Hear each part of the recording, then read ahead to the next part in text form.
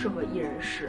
这两口锅的一个对比，我按一下两边的这个按钮，它就可以弹开。它有一个不好的地方，正好可以塞进去，它的价格非常的便宜。Hello， 大家好，我是刀瑞，今天呢来跟大家分享一些适合独居一人食的厨具们，其中呢会介绍一些大家经常问我的锅呀、小电器之类的。如果你感兴趣的话，就继续往下看吧。首先要给大家介绍的就是我手里的这一口平底锅，它是来自韩国的乐扣，它的价格非常的便宜，只要40多块钱。然后的话，我整体觉得它性价比是非常高的啊。然后因为它是不粘的嘛，麦饭石锅，所以即使你做减脂餐的时候不放很多油，它也依旧可以做到不粘锅。我觉得这一点非常好，而且它的面积非常小，比较适合一人食，煮起食物来也熟的比较快。然后我买的时候它是没有配那个锅盖的，所以等于就是一个锅40多块钱，你可以自己再另外配一个锅盖，就是很适合自己一个人住的时候用。然后另外的话就是这口小黄锅，这口小黄锅的话也是很多人都问过我啊，它是来自一个牌子叫做 Kim's Cook， 这个手把可以拆卸，然后你把它开关扭过去，按一下两边的这个按钮，它就可以弹开。这样它就是一个小汤锅，就可以直接这样煮。煮完了之后，你这样安上把手，这样锁死，然后你就可以端出去，直接再进行一个使用。就是可以说它可以当做一个碗，因为它颜值比较高嘛。然后它呢也是类似于这种它也是这种不粘锅的这种材质。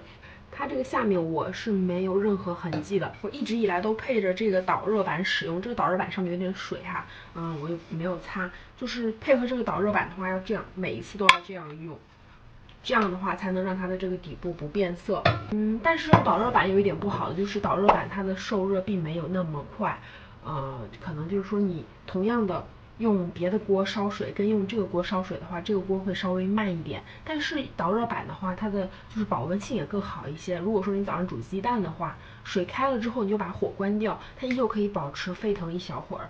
我是双11的时候买的，买下来是199，等于就是200块，其中包括了一个锅，一个把手，然后再包括了一个导热板，是这样子的一个价格。然后另外的话，这口锅的话，它是我在一家淘宝店买的，然后店名的话我会打在评论里，或者是写在屏幕上方。这口锅的话是一个玉子烧的锅，我非常喜欢它的原因是因为它的这个面积正好可以放我买的2片吐司。如果说我是买盒马的吐司的话，正好可以放2片。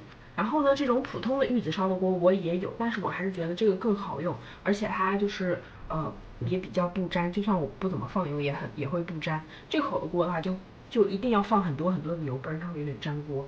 然后这口锅它也有一个不好的地方，就是它这个手把这里是塑料的，如果说你的火烧到的话，就会有那种很难闻的味道，就是你需要离你的火源不要太近。但是因为这口锅比较小嘛，容易凹到你的那个煤气灶里面去。然后就是这口锅也是一个做麦饭石不粘锅比较有名的牌子，然后它有一个好处就是它比较深嘛。这两口锅的一个对比，我平时用这个锅比较多一点，因为我做一人食嘛。然后这口锅是我中奖得到的，就是我没有花钱，它的市场价格应该在140左右吧。大家可以看到啊，这里有个洞，基本上就是这里有一个洞嘛。但是呢，因为我们有的时候钩子是那种竖着的钩子，就非常好的这样扎进去。我觉得这个设计非常的就是这种细节非常的给人有好感。再给大家介绍一下我的这口铸铁锅，这口铸铁锅是北鼎的，它是一个鲤鱼红的一个颜色，非常的漂亮。我这口锅是22寸的，我用它的次数并不是很多，我用它卤过一次肉。我觉得铸铁锅有一个非常好的点，就是它可以让你的食物保温的效果非常的长，然后它不容易流失水分。就是我用到它的次数并不是很多，因为我身为一个社畜嘛，就平时没有那么多时间可以用来慢悠悠的做饭，基本上都是活急活凉的这种。希望这个假期能够多用它做一些美食。然后接下来就给大家介绍我的一些小家电们。小家电的话，我就带着相机跟大家一起看一下。我这个榨汁机是来自蓝宝，不知道大家知不知道这个牌子，蓝宝的。然后它比较小，比较适合一人食，然后颜值也挺高的，对不对？我还挺喜欢它的。将比较硬的水果或者蔬菜切成比较小的块状，才可以把它好好的炸开。就它这个底座的话，拿掉之后，就是它还有一个养生壶，也是可以配在上面一起用的。养生壶的话，我用的并不是很多，养生壶也是这样，就让你嫁接在上面可以直接用，就一个底座可以用来2个东西。然后养生壶的话，基本上我只用它煮过1、2次姜茶吧，用它用的次数还是比较少，因为它这个最大容量只有600毫升嘛，可以看到上面写的最大是600，但是600的话，其实也就是我1杯水的量，我就很懒得为了这1杯水特地去煮东西，就不怎么经常用。也有人问过我，这个的话就是我的那个叫什么空气炸锅，它是 Bruno 的，然后它的容量也很小，并不是很大，基本上你只能炸一点点东西，就你看就。我一个手这么大，很小。它有一个非常大的 bug， 就是这边这个位置是不能完完全全合实的。然后它这个塑料感也比较强，但是它也很便宜，我买下来其实不到300块。你看它一个多功能锅1000多块钱，这个才200多，那还是性价比还是挺高的，而且还很漂亮的。美貌即是正义，跟着我的镜头走。接下来就来给大家介绍一下我的这个酸奶机。我这个酸奶机的话，它是日本的一个牌子，叫做爱丽丝的。然后它是这种一整个牛奶直接进去发酵的。就比如说像我家里经常囤的这个德韵的牛奶，德韵的牛奶是这种正方形的，就完完全全正好可以塞进去。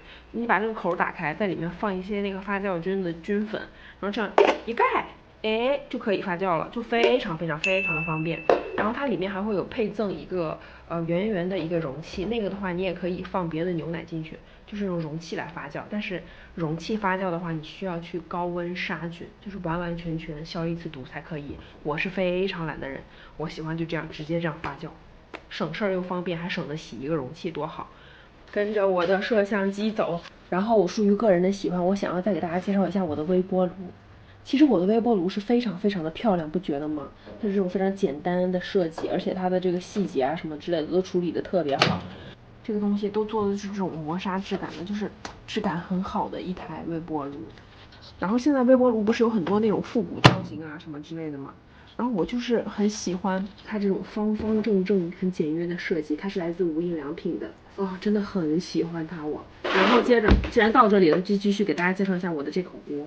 如果说你是租房子，你的那个厨房里面没有煤气，就不能用煤气的话，只能用电磁炉之类的，就很适合买一个这样的锅，用来煮泡面啊、煮螺蛳粉啊，就煮一些东西非常方便，而且它也是不粘锅，你煎鸡蛋啊或者是煎别的东西完全没有问题。这口锅不是我买的，是我朋友送我的，它是公司抽奖抽到然后送我的，好像这口锅好像挺火的吧，就是它颜值也挺高的，挺漂亮的。